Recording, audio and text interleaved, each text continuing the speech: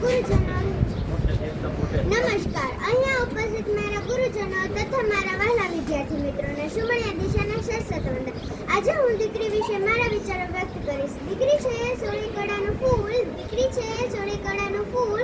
આપો એને શિક્ષણનું એવું ફૂલ કે જે હસતી રહે, હંમેશા શોમાં પ્રકાશિત કરતી રહે જીવન સૌરભ।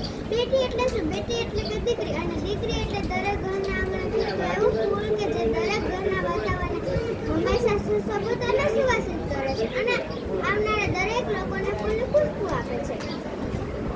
આજના યુગમાં દીકરી શું છે? અરે દીકરી તો સૌથી આગળ જનાર છે।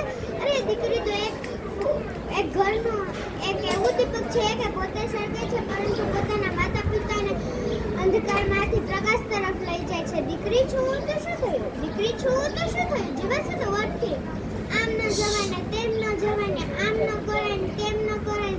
દીકરીઓ તો ફક્ત રસોડામાં શોભે। અને હા, આવા વિચારવાળા લોકો અમારા ઘરની બહારની ગટરમાં શોભે। સમજો છો શું? અમને સ્વયં પ્રકાશ છે કે દીપક નથી કે ઠાળિયા ઠરી જવાના 5 મિનિટ લેટ શું થયું અને હજારો સવાલોનો વરસાદ।